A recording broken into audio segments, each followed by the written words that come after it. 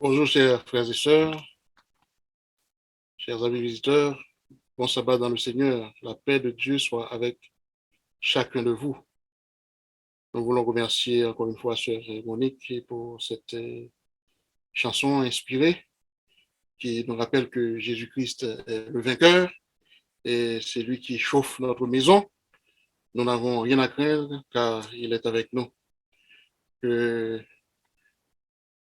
l'Éternel te qualifie davantage, travaille toujours dans la voie pour que tu sois toujours en mesure de chanter sa gloire et t'accorder cette, euh, cette occasion de chanter dans le ciel parmi les anges avec lui pour l'éternité également. Chers frères et sœurs, chers amis, nous sommes contents, nous sommes dans la joie, car nous sommes, même si c'est virtuellement, dans la maison de l'Éternel. Et nous sommes encore plus contents que l'Éternel, c'est lui qui est notre Dieu, c'est lui qui est notre Rédempteur, c'est lui qui nous dit, ne crains point. Nous prions le Seigneur avant de rentrer en matière. Dieu trois fois saint, nous voici en ta présence, nous sommes venus pour t'adorer, pour te louer, pour t'exalter. Remplis notre cœur, remplis l'espace dans lequel nous nous trouvons. Remplis-nous pour l'éternité et permets au Père que aucun de nous ne rate ce grand rendez-vous. Reste avec nous, plane sur cette assemblée et nous savons que tu es le Dieu omniprésent, tu es présent dans chaque foyer à l'instant. Permets au Père que nous puissions ressentir une touche spéciale en ce jour afin que nous soyons délivrés, nous soyons libérés et surtout nous ayons le ressentiment que nous étions à tes pieds, que nous étions en ta présence et ta gloire resplendissait sur nous. Permets pas que cette gloire disparaisse, mais qu'elle demeure en nous, sur nous, jusque dans l'éternité. Qu'il en soit ainsi au nom de Jésus. Amen. Frère Evie a choisi un très beau texte ce matin, c'est Acclamons le roi, acclamons le Seigneur, acclamez le roi. Oui, nous devons, chers frères et sœurs, chers amis, acclamer le roi, le Tout-Puissant, le vainqueur des vainqueurs, celui qui nous a délivrés, celui qui nous promet de nous délivrer, de venir nous chercher pour vivre avec lui pour l'éternité. Nous sommes contents d'être en sa présence en ce sabbat matin. David disait, je suis dans la joie quand on me dit, allons à la maison de l'Éternel. Et oui, nous sommes dans la joie, car nous sommes dans la maison de l'Éternel. Et nous disons Amen. Ah, je vais vous parler ce matin sur un sujet spécial qui a pour titre Porte élevée volonto. Élevée volonto, porte éternelle. Que le roi de gloire fasse son entrée. Donc, c'est un verset de la Bible qui est le titre. Et nous allons ensemble euh, ouvrir nos cœurs pour laisser rentrer le Seigneur, rentrer le roi des rois, le vainqueur des vainqueurs, celui qui va venir pour nous prendre, vivre avec lui pour l'éternité. Il est notre défenseur, notre avocat. Il est le tout pour nous. Or, je me rappelle quand j'étais petit, euh, j'étais toujours en joie quand un visiteur allait venir à la maison. Et quand on devait recevoir un visiteur, tout le monde était au travail. Chaque personne avait sa tâche. Nous étions dans une ville de province et quand un visiteur va venir à partir, va sortir de Port-au-Prince ou du Cap Haïtien ou de n'importe quel autre endroit et de la République pour venir à la maison, nous étions toujours contents de les accueillir et on faisait le préparatif. Moi, j'étais de très souvent affecté au nettoyage et j'avais appris à l'école des frères également que ça c'était une très bonne chose qu'ils faisaient. À chaque dernier jour d'école, après les examens, on vous convoque pour venir nettoyer les classes, nettoyer les bancs, et c'était une très bonne habitude. À la maison, on faisait ça, on nettoyait périodiquement la maison et tout était toujours bien arrangé, bien en ordre à la maison et c'était une chose que j'appréciais beaucoup et qui me suit. Et nous disons gloire à Dieu. Chers frères et sœurs, quand nous devons recevoir un étranger, nous devons tout faire pour le rendre confortable, n'est-ce pas? Et Dieu, dans son amour infini, il aime ça. Il nous demande d'aimer, d'accueillir les étrangers, de protéger l'orphelin, la veuve, de rendre la société une société confortable où tout le monde se sent vraiment aimé. Car il faut que l'amour de Dieu rayonne parmi tous ses enfants. Recevoir un personnage important demande beaucoup de préparation. On fait même des simulations ou des répétitions pour s'assurer que tout sera bien fait selon les règles du protocole en vigueur. Nous prenons par exemple quand on doit recevoir la reine ou bien on doit recevoir le président des États-Unis ou un président quelconque, euh, un membre important d'un gouvernement important. Donc, on fait tout pour le rendre confortable. Des fois, on déploie même le tapis rouge. Et c'est une très bonne chose de les accueillir et de les faire sentir qu'ils sont la bienvenue parmi nous. En fait, il y a des gens qui trouvent même leur révocation si quelque chose se passe mal dans la réception d'un dignitaire de ce monde. La personne responsable du protocole peut être limogée, peut avoir de grandes sanctions quand une chose se passe mal en termes de protocole, il y a des failles dans les protocoles. Jésus, chers frères et sœurs, chers amis, le roi des rois, il a séjourné parmi nous. À sa naissance, il a eu un accueil bien insolite. En effet, la parole de Dieu nous dit dans Matthieu 2, au verset 1er déjà, Jésus étant né à Bethléem en Judée, au temps du roi d'Hérode, voici les mages d'Orient arrivèrent à Jérusalem et dirent, où est le roi des Juifs qui vient de naître? Donc, remarquez que les mages, disons, débarquent à Jérusalem, ils ne voient rien parce que ils demandent, ils posent des questions parce qu'ils ne voient pas de protocole. Et le roi Hérode,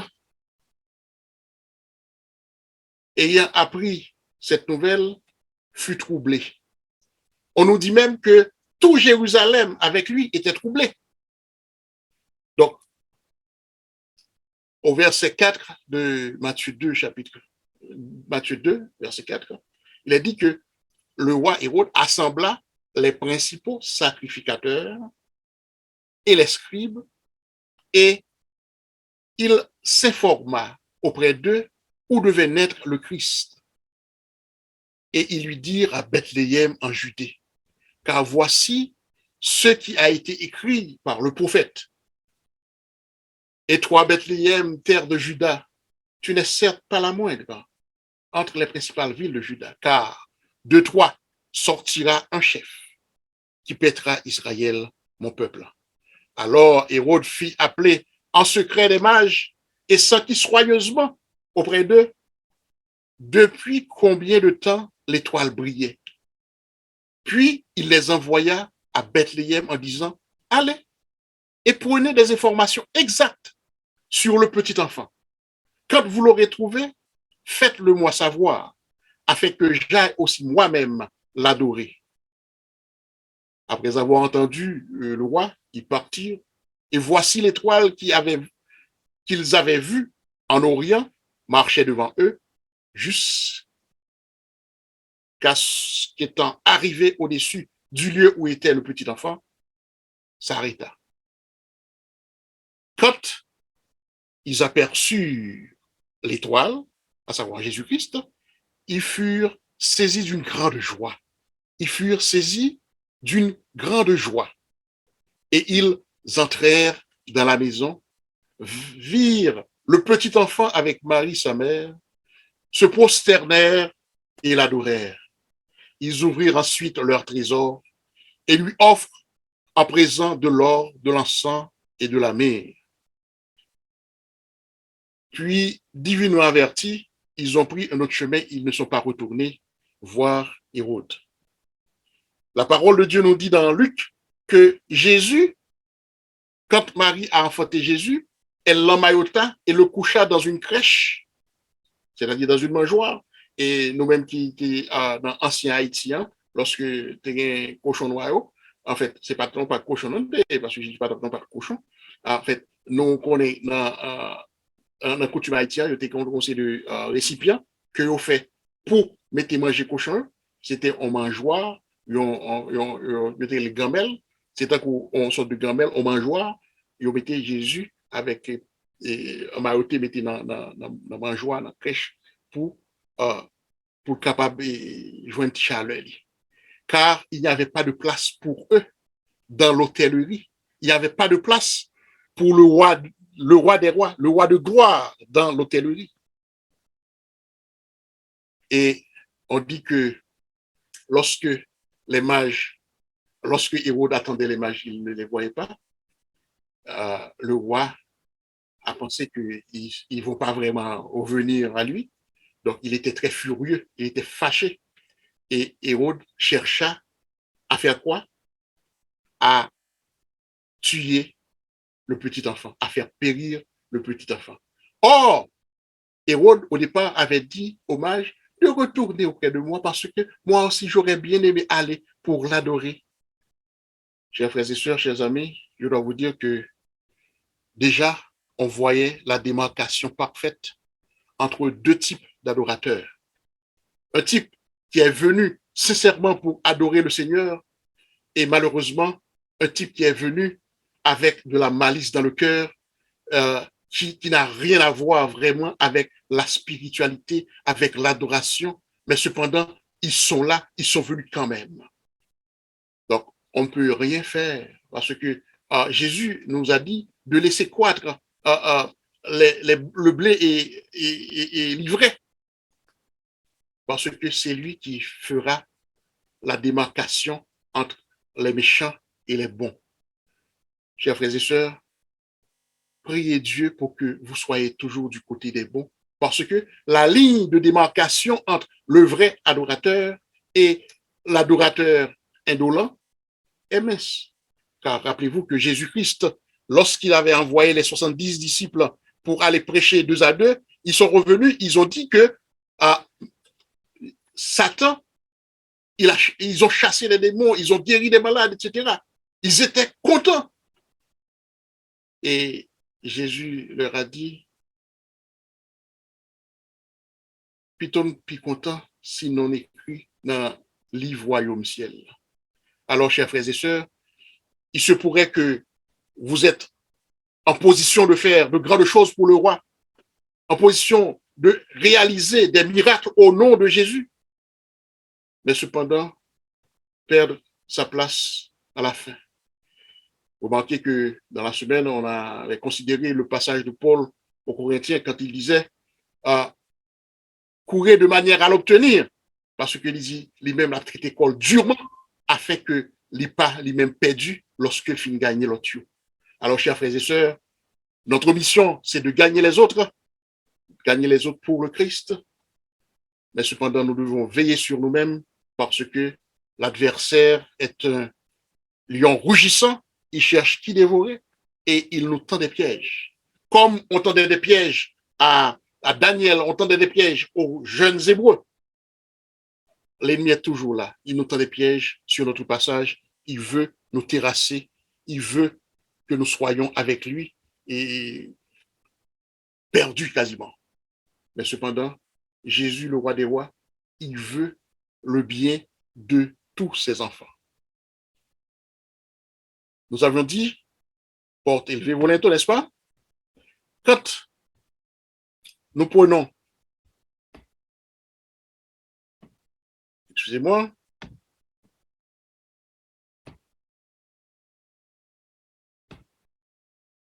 quand nous considérons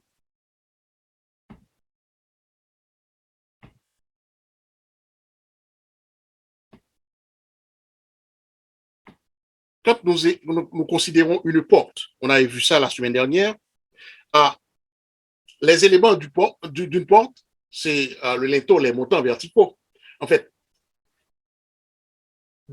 David a dit, porte, élevez vos linteaux. Remarquez bien cette image que vous avez devant vous. Vous avez un linteau. Et remarquez, sur le linteau, il y a un gros morceau de bois, en fait, qui est une poutre dans le langage pratique, qui s'assoit sur le linteau. Et remarquez, cette poutre-là contient des poutres qui sont venues s'attacher à elle. Et à chaque poutre qui vient attacher à la poutre principale, ça transmet des charges à la poutre principale. Et remarquez, la poutre principale, qu'est-ce qu'elle fait? Elle transmet sa charge au linteau. Elle transmet sa charge au linteau. Donc, c'est-à-dire que si, par hasard, la charge est trop lourde pour le linteau, les montants verticaux vont se tordre. Donc, la première figure que vous avez à gauche, en fait, je ne sais pas comment vous le voyez à l'écran, représente le montant vertical qui fonctionne bien. Au milieu, c'est le montant vertical qui commence à céder face à une charge trop lourde pour elle. Et le dernier, c'est ça part quasiment vers l'effondrement. Et des fois, nous avons des structures qui sont un peu gauches à cause du fait qu'il y a malfaçon dans la distribution des charges. Et on peut même arriver à des catastrophes comme celles que vous voyez à l'écran. Mes chers frères et sœurs, chers amis, laissez-moi vous dire que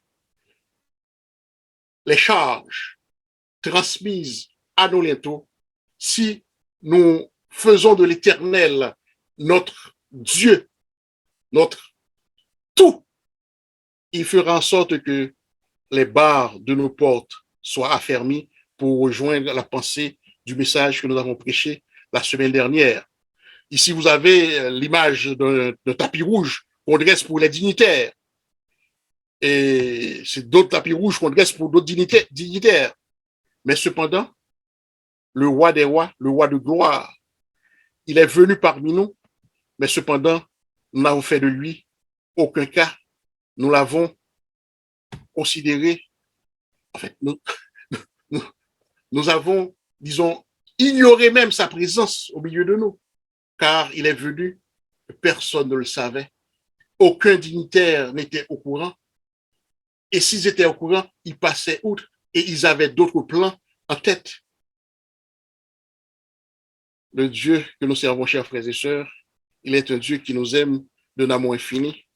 Il veut que tous ses enfants l'adorent. C'est ce qu'il réclame de nous. Mais cependant, l'ennemi de nos âmes, il est toujours là. Il veut que nous tournions notre adoration vers lui. C'est pourquoi il nous tient occupés par les banalités de la vie. Quand nous prenons de nos jours des personnes du plus petit au plus grand, au lever du soleil, ils ont avec eux une tablette, un téléphone. Leurs yeux sont fixés sur le téléphone jusqu'au soir. Ils sont en train de gaspiller leur temps au lieu de penser au roi des rois, au lieu d'avoir un petit temps pour le roi des rois, le Seigneur des seigneurs. Et si par hasard, vous appelez quelqu'un pour venir prier, par exemple, on peut avoir du mal pour faire un rassemblement, pour faire un culte familial. Car tout le monde est occupé en regardant quelque chose qui leur tient à cœur. Mais cependant, chers frères et sœurs, chers amis, si vous ne tenez pas à cœur le roi des rois, vous faites fausse route. Il veut notre adoration. Il est venu pour nous sauver. Nous avons fait peu cas de lui. Et remarquez, dans l'histoire de Jésus, dans son passage parmi nous, le temps où il va avoir une adoration pour moi qui est grandiose. Mais cependant, ce n'est pas à la manière des hommes. Dans Matthieu 21, il est écrit, lorsqu'ils approchèrent de Jérusalem et qu'ils furent arrivés à Bethphagée, vers la montagne des Oliviers, Jésus envoya 2 disciples en leur disant, allez au village qui est devant vous, vous trouverez aussi une ânesse attachée et un anneau avec elle. Détachez-les et amenez-les-moi. Si quelqu'un vous dit quelque chose, vous répondrez, le Seigneur en a besoin. Et à l'instant, il les laissera aller. Or, ceci arriva afin que s'accomplisse ce qui avait été annoncé par le prophète. Dites à la fille de Sion, voici ton roi vient à toi, plein de douceur, et monté sur un âne, sur un ânon, le petit d'une ânesse. Les disciples allèrent et firent ce que Jésus leur avait ordonné. Ils amenèrent l'ânesse et l'ânon, mirent sur eux leurs vêtements et le firent asseoir dessus. La plupart des gens de la foule étendirent leurs vêtements sur le chemin. D'autres coupèrent des branches d'arbres et jonchèrent la route pour faire une belle préparation, une belle entrée pour Jésus-Christ. Ceux qui précédaient et ceux qui suivaient Jésus criaient, Hosanna au fils de David, béni soit celui qui vient au nom du Seigneur, Hosanna dans les hauts cieux, dans les hauts lieux, que ton nom soit exalté, que ton nom soit béni.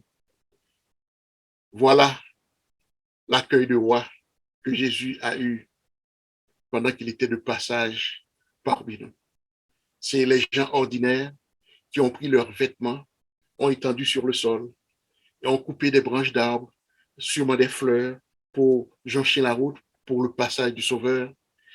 Mais cependant, ils ne savaient pas que en ce jour, le processus pour sa mort allait arriver. Il devait aller vers la croix pour donner sa vie pour vous et moi, afin que nous soyons sauvés.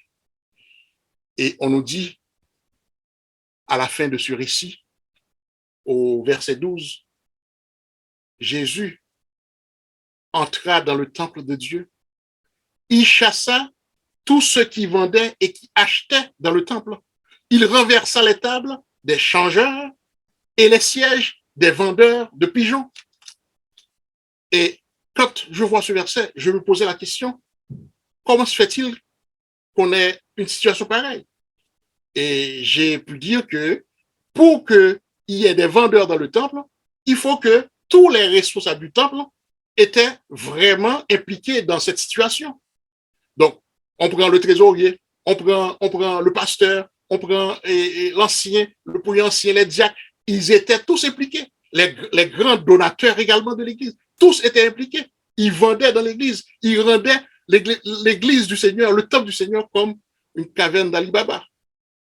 Jésus les chassait, chers frères et sœurs.